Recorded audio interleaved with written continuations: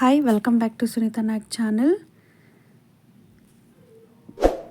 Please subscribe, like and share. ನಾನಿವತ್ತು ಖಾರ ಪೊಂಗಲ್ನ prepare ಮಾಡ್ತಿದ್ದೀನಿ. ಸೊ ನೀವು ನೋಡ್ತಾ ಇರುವಂಥದ್ದು ಇಂಗ್ರೀಡಿಯೆಂಟ್ಸ್. ಅದಕ್ಕೆ ಬೇಕಾಗಿರುವಂಥದ್ದು ಕ್ಯಾಶ್ಯೂ, ರೆಡ್ ಚಿಲ್ಲಿ, ಕೊತ್ತಂಬರಿ ಸೊಪ್ಪು, ಕೊಬ್ಬರಿ, ಸ್ವಲ್ಪ ಶುಂಠಿ ಆ್ಯಂಡ್ ಸ್ವಲ್ಪ ಬೆಳ್ಳುಳ್ಳಿ ಆ್ಯಂಡ್ ಕರಿಬೇವು ಸೊಪ್ಪು.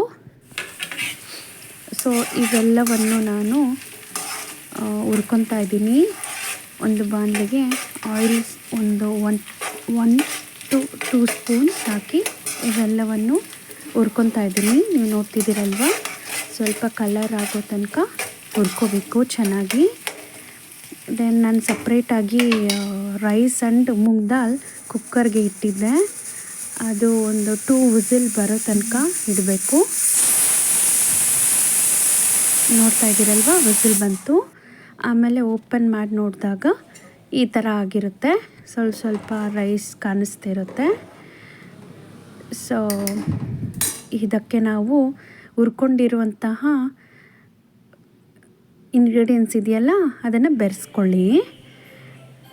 ಬೆರೆಸ್ಕೊಂಡು ಒಂದು 1 to 2 ಮಿನಿಟ್ಸು ಕುದಿಸಿ ಹಾಗೆ, ಬಿಕಾಸ್ ಅದೆಲ್ಲ ಮಿಕ್ಸಪ್ ಆಗಬೇಕಲ್ವಾ. ದೆನ್ ಬಿಸಿ ಬಿಸಿಯಾದ ಖಾರದ ಪೊಂಗಲ್ ರೆಡಿಯಾಗಿದೆ ನೋಡಿ. ನೀವು ಹೀಗೆ ಮಾಡ್ಕೊಳ್ಳಿ. ನಾನು ಡೈಲಿ ವೀಡಿಯೋಸ್ನ ಅಪ್ಲೋಡ್ ಮಾಡ್ತಿರ್ತೀನಿ.